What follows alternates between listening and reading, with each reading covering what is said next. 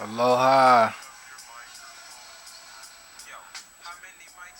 Today I wanted to expand a little bit about um,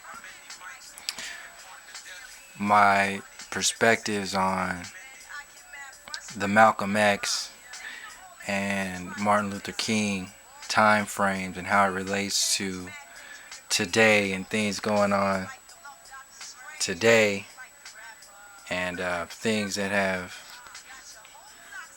arisen in the whole race uh, discussion, and me being of mixed race of um, I used to refer to myself as Mexican and black, but this it gets too simple. I mean, that's too like. Well, first of all, we're in a new we're in a new place. We're in a new. It's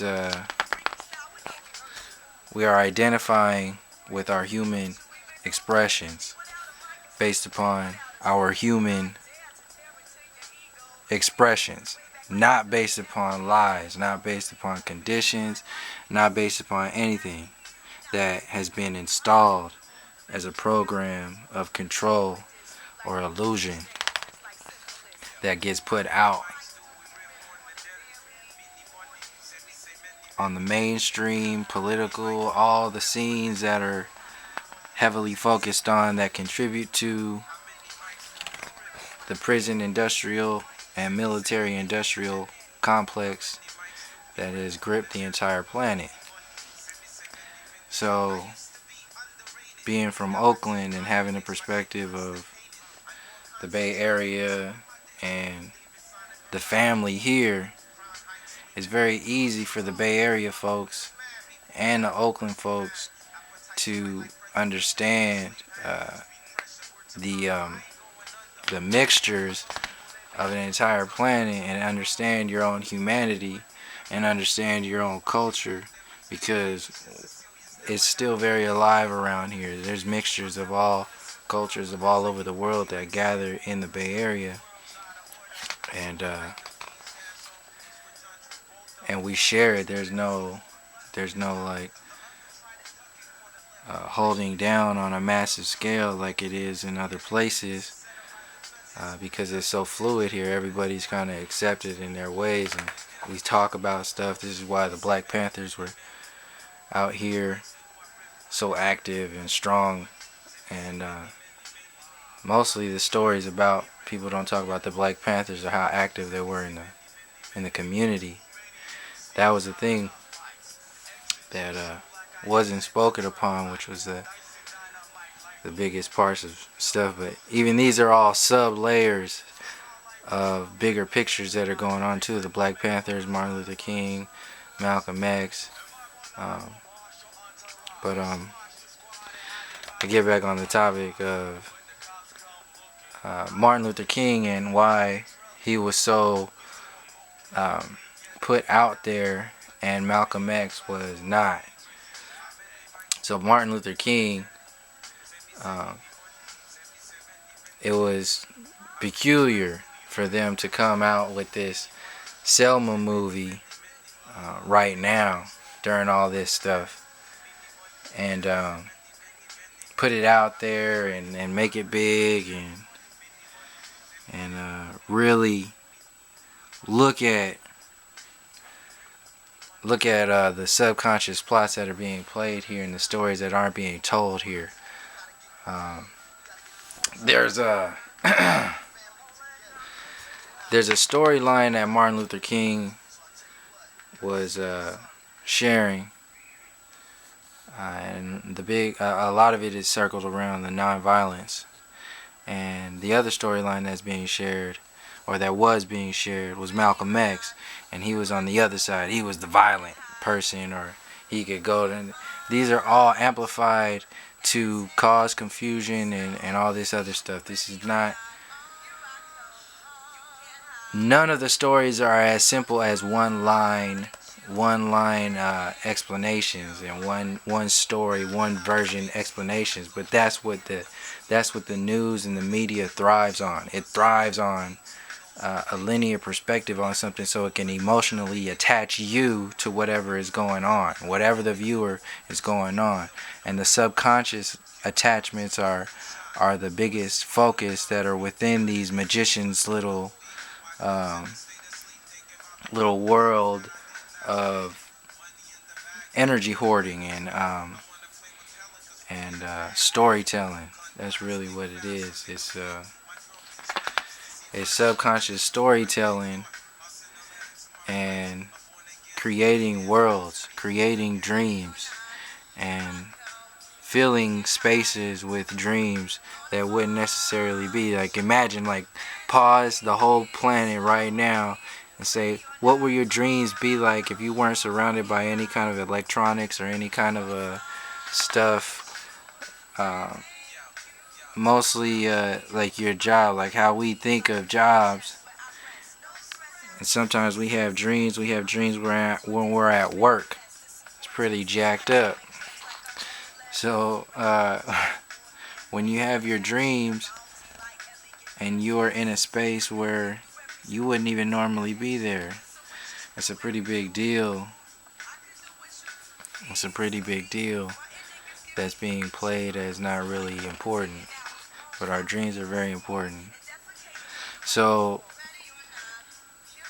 back to the storyline of the dreams that get put out. So I have a dream. So a lot of people hear the I have a dream speech. They don't really look at all the other speeches that he was talking about bigger things, bigger pictures, like the mountaintop. Check out the mountaintop speech and like the last speech what he was saying before he got shot in the last speech that Malcolm X was saying before he was taken out. Like these storylines that exist are being told a certain way, and behind all of it is a bigger picture. And so the storyline of Martin Luther King was put out there to make more, divide, start off by dividing a community, and then systematically taking them down with a distraction and focus and all kinds of other movements.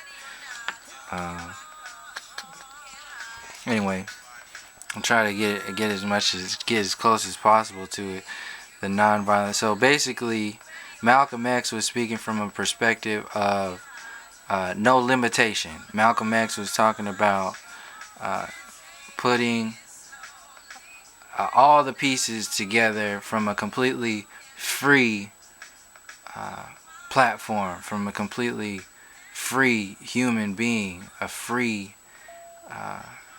sovereign entity, like taking all the nonsense of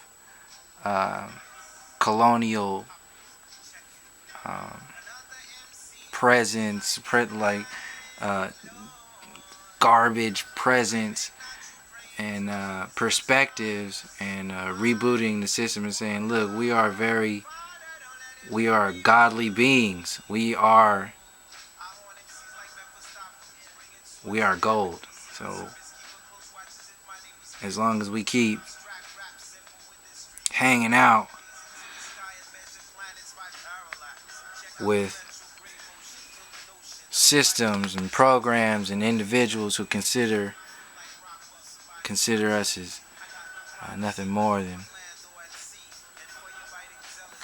some kind of iron, or it's deception.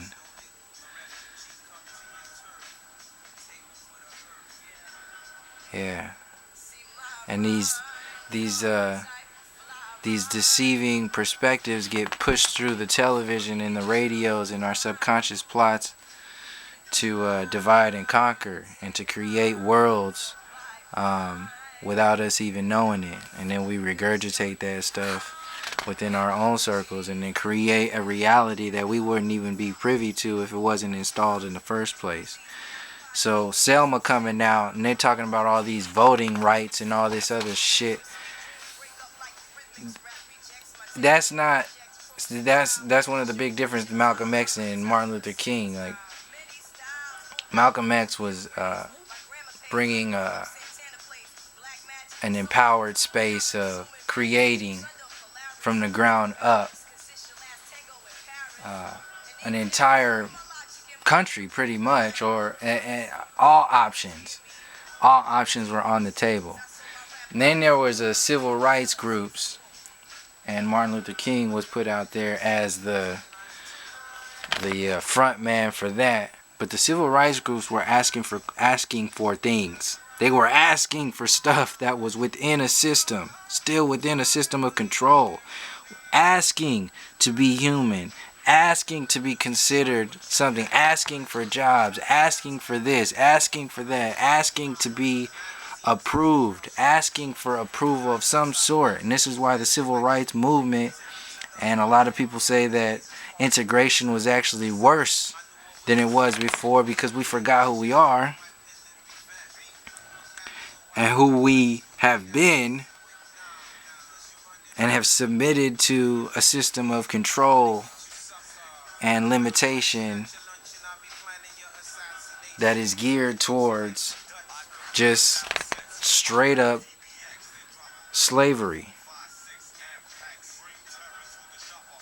Barely paid slavery.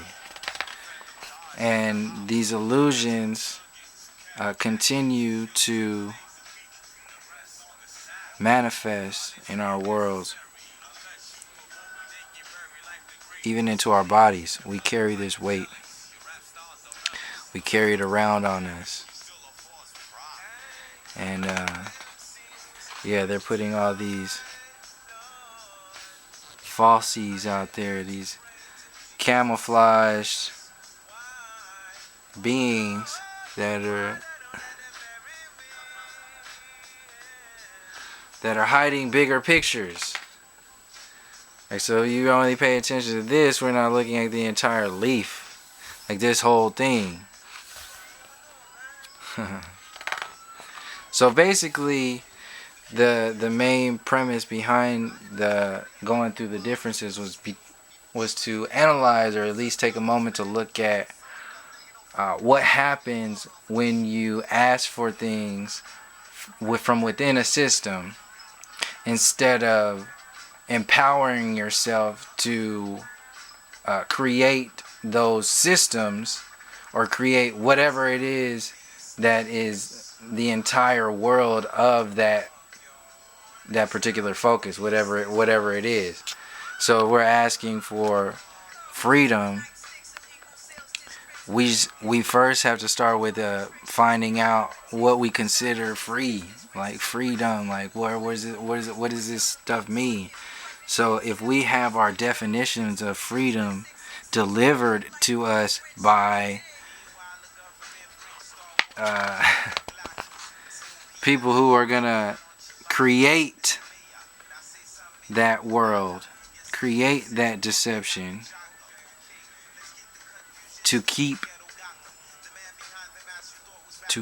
that space, of control, to keep that limitation floating around within people, to keep an idea of power through these little,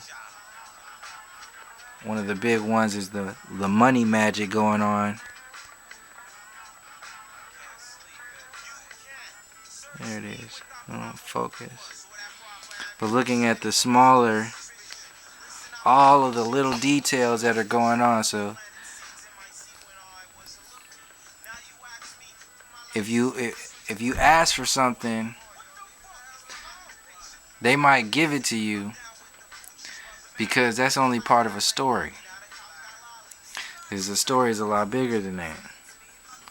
So when Martin Luther King was asking for civil rights, and he was also asking for more than that, and actually the foundation of his actions were based on something bigger than that. The civil rights was just pasted. It was like wheat pasted with his name and his face, and that's why they just put his name everywhere on these streets, and then they dog the streets down, those particular streets in the city, to create another atmosphere. It's all part of a little the subconscious psychological game that's being played on the underscope. So